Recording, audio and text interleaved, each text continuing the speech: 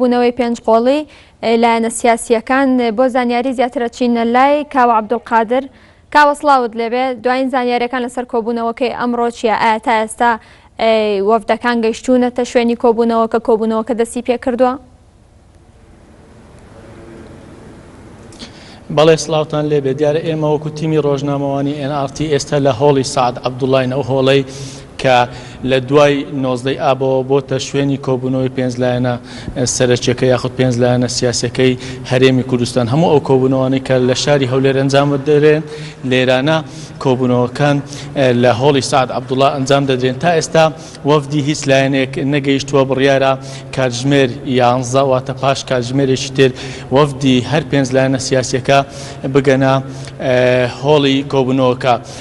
بە پێی زانیاریەکانی ئێمە دیارە ئەو شاندانەی کەوا شاندی لایەنەکان یاخود وەفدی لایەنە سیاسیەکان کە بڕیارە لە کۆبوونەوەی ئەمڕۆ بەشدار بن، هاوشێوەی کۆبوونەوەکانی تر ئەو کەسە سەرچیانەی حیزبەکان کە پێشتر وەکو سەرۆکی وەفدی حیزبەکانیان لە پێنج حیزبەکە بەشدار دەبوون، هەمان ئەو کەسانن. بۆ نمونە لە پارتی دیموکراتی کوردستان دکتۆر ڕۆژ سەرۆکایەتی وەفدەکەی دەکات، لە یەکێتی نیشتیمانی کوردستان سعدی پیرە و بزوتنەوەی گۆڕان جەلال جەوهەر، یەکگرتووی ئیسلامی محەممەد ئەحمەد و کۆمەڵی ئیسلامی محەممەد حەکیم. تا ئێستا بەو شێوەیەوە ڕەنگە پێکهاتەی وەفدەکان بگۆڕێت، چونکە تا ئێستا دیار نییە ئایا وەفدەکان چۆن دانراون، چونکە هیچ کەسێکیان نەگەیشتۆ تا هۆڵی کۆبوونەوە کە ئێمە وەکو تیمی ڕۆژنامەوانی چاوەڕێی هاتنی ئەو وەفدانە دەکەین. دەمەوێت ئەوە بڵێم دیارە لە دوو ڕۆژی ڕابردوو هەر چوار لایەنە سیاسیەکە یاخود هەر چوار لایەنە سەرچیەکە یەکێتی یەکگرتوو کۆمەڵ گۆڕان لە مەکۆی سەرەکی یاخود لە گرتی زەرگەتە لە سلێمانی کۆبوونەوە دوو بژاردەیان بۆ پارتی ئامادە کردووە کە ئەمڕۆ ئەو چوار لایەنە ئەو دوو بژاردەیە لەسەر مێزی گفتوگۆ دەخەنە بەردەم پارتی و پارتیش بۆ وەڵامدانەوەی ئەو بژاردانە پێدەچێ ئامادەکاری کرد بێت، چونکە دوێنێ مەکتەبی سیاسی پارتی تا درەنگانێکی شەو لە کۆبوونەوەکانی بەردەوام بوو.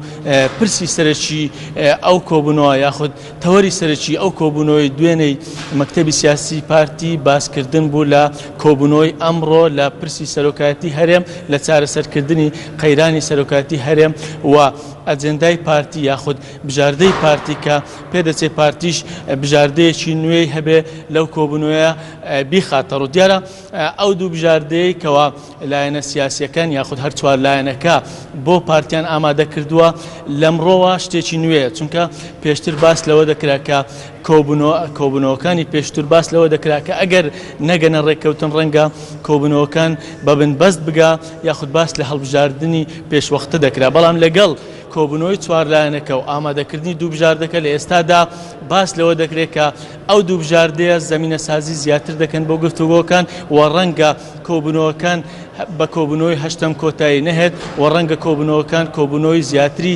بەدواوە بێت، چونکە پێشتر پارتی سوور بوو لەسەرەوەی کە دەبێت سەرۆک لە ناو گەلەوە لە ناو میلەتەوە هەڵبژێردێ. هەر چوار لایەنەکەش سوور بوون لەسەرەوەی کە دەبێت سەرۆک لە ناو پەرلەمانەوە هەڵبژێردێ. بەڵام ئێستا هەر چوار لایەنەکە دوو بژاردەیان خستۆتە بەردەم پارتی، یان دەبێت سەرۆک لە ناو گەلەوە هەڵبژێردرێت و تەنها دەسەڵاتی تەشریفاتی هەبێت، یاخود ئەگەر لە ناو پەرلەمان بێ پارتی ڕازی بێکەوە سەرۆک لە ناو پەرلەمان بێ دەسەڵاتی زیاتری پێدەدرێ.